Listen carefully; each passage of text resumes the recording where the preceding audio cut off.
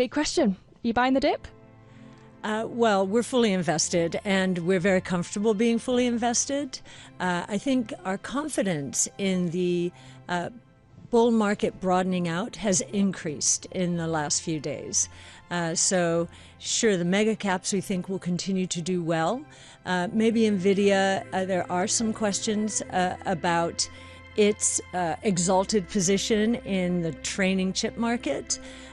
We think inference is going to become more important with these new reasoning models, and that is a more competitive part of the market. But we think that what's happening here is the collapse in the cost of innovation. DeepSeek is adding to it. It has been happening, though. AI training costs have been dropping, led by NVIDIA, 75% per year. And AI inference costs have been dropping 85 to 90% per year. DeepSeek is just putting those very rapid declines into a bit of overdrive here. So I wonder if you see NVIDIA falling much further. Is this an attractive price to be buying it, do you think? Well, we own it in some of our portfolios. We are not buying the dip yet. We do want to learn more about DeepSeek and more about how the market or the demand for inference chips might outpace those for training chips. We think the whole area is going to be vibrant. We just think there might be a little bit more of an adjustment to this new reality. Where you say that what DeepSeek shows is kind of that you can do more with less capex. Yes. Who do you think that's going to motivate in the US most, as Donald Trump is kind of saying? Who's going to be best at doing more with less? Well, anyone using AI. We are focused on the productivity gains for knowledge workers, which are going to be massive. That's the biggest impact of AI. But if we're looking at sectors and spaces generally, where this acceleration in innovation is going to be meaningful, we think autonomous mobility, so robo-taxis, we think that's going to scale from essentially nothing now to an $8 to $10 trillion global opportunity, including China. But the sleeper here is healthcare. And we're seeing the convergence of sequencing technologies, all kinds of sequencing technologies, artificial intelligence, and then gene editing technologies like CRISPR-Cas9. That combination, we believe, is going to cure disease. It's already curing disease, sickle cell disease and beta thalassemia. That's CRISPR Therapeutics. But we think they're aiming now for type 1 and type 2 diabetes. That would be a category killer.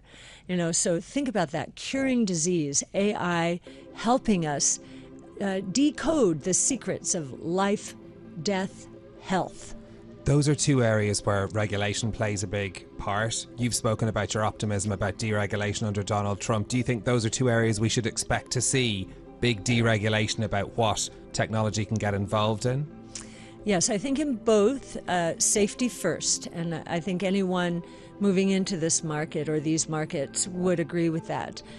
So sensible regulation. But in the U.S., the robo-taxi field is regulated by 50 states. We think that will change to one regulator, the federal government. After all, transportation does cross states, so that makes sense. In the healthcare realm, that is where the thicket of regulations has really strangled the industry, and even more than the outright regulations, it was the FTC, the Federal Trade Commission, not allowing mergers and acquisitions, and therefore not allowing strategic buyers, big biotech companies, not allowing them to buy the smaller companies, so that we had price discovery. Now we're going to see price discovery. How much are these companies that are curing disease worth to these large strategic buyers? Now, in saying that, I don't necessarily want our companies to be taken out. We think they have miles to go, but we do want price discovery back in the market. Well, you talk about your excitement about autonomous vehicles. Of course, your biggest holding is Tesla, I think. Yes. And we've got Elon Musk's first earnings call tomorrow since Trump's return to the White House. January, typically a call that's a look ahead. What do you need to hear from Musk? We need to hear a continuation of, we're about to launch our autonomous driving system. I mean, in effect, they've launched it. I have full self-driving. I know it's not allowed here in the UK or in Europe, but the improvements... And you feel safe? Oh, yes. Waymo really has broken through a lot of barriers. I feel even though a Waymo vehicle is not safer than a human-driven vehicle, it knows its roads, its narrow roads, meaning there are narrow territories. I think Tesla is going to go national. That's going to be, and will be able to do so because it has effectively 7 million robots roaming the roads right now. I have 2 of them, a Y and a 3, and they're learning all about Connecticut and Florida roads. So it has a huge competitive advantage in terms of proprietary data that nobody else has about the roads, not only in the U.S., but in many places around the world. Do you worry that Elon Musk is taking on too much? If he's got his new job in the US government, he's got, sharp developments coming in Tesla, lots going on with his other businesses as well. Is he spreading himself too thin? If you look at the way Elon Musk behaves as a CEO, he's a sharpshooter. He looks for pain points and he solves those. Right? And he's, for example, right now, in 2018, where was the biggest pain point? It was manufacturing the Model 3, scaling the Model 3. He slept famously on the factory floor. He's not doing that anymore. He's not on the factory floor. Now it's all about autonomous. He is the first, what we would call CEO, who really understands the convergence among technologies taking place right now, really catalyzed by artificial intelligence, each one of his businesses. And he also understands how critically important proprietary data is. And think about this. Each of those companies is generating proprietary data that no one else has. Well, maybe he should add to his plate. Should he buy US TikTok? Yes, I mean, I know there have been rumors about that and about the government sharing half, and that's kind of anathema to the United States, the government getting involved like this. I'd be surprised if that happens, but I will also say the Trump administration is full of surprises. It certainly is, and we're only a week into it. Yes. You're here with us in London, and we're delighted to see you. What has you in London? What opportunities are you excited about when you come to the UK? Is this a good place to put your money? Well, we have launched 3 funds. ARC Europe has launched 3 funds here. One is our flagship that is focused on all 5 innovation platforms, so robotics, energy storage, artificial intelligence, multi-omic sequencing, and blockchain technology. So that's the flagship, ARKK. A special one for Europe, which we do not have in the US because of overlaps with other funds, but we have an AI and robotics fund. And that is ARKI. We think this convergence of robotics and AI is going to lead to humanoid robots and, not just millions of them, but perhaps billions of them longer term, which is going to be a key productivity driver in both the home. Right now, we're not paid for house cleaning. Let's get a robot. Let's pay a robot to do it. And in the manufacturing plants around the world. Cathie, the Prime Minister was in the building earlier, Keir Starmer. You're exactly the sort of person that he wants to meet because he wants investment going into those sorts of businesses in this country. Have you spoken to him? What sort of advice would you be giving him if he's trying to grow the economy?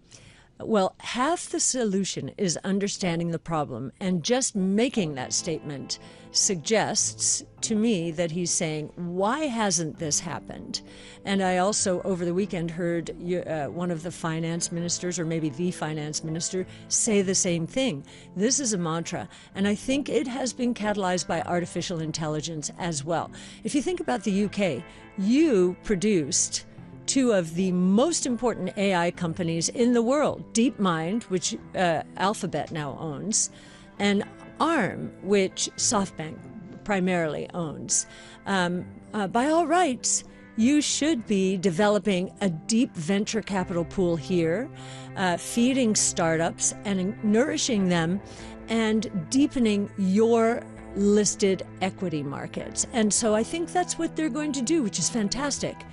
It's fantastic for the UK, absolutely. But they talk very ambitiously, the UK leadership, but so too do the European government's leadership. And Donald Trump, as you say, is very passionate about deregulation. So yes, everybody's on the same page, but it is a race. Is the UK keeping up enough with the EU and the US when it comes to deregulation for you to be really confident, Cathie, putting your money here? I think that that Europe is more tied up in regulatory knots than the UK is. And in fact, some of our companies, Palantir has been very vocal, for example, and we think that's one of the most important AI platform companies out there. Alex Karp, the CEO, has said, I am pulling employees out of Europe because we're running into all of these obstacles that could really harm us. Being hit by a 4% fine, 4% of revenue, and that's global revenue, or 7% of revenue, I heard recently. That's crazy. So I think Europe is going to be held back until it gets its regulatory act together. I think the UK is more progressive from a regulatory point of view. And as I said, I really believe that half the solution, the fact that your prime minister, your finance minister, in the same week are saying, we've got to figure this out, I think that's a very good thing for the UK.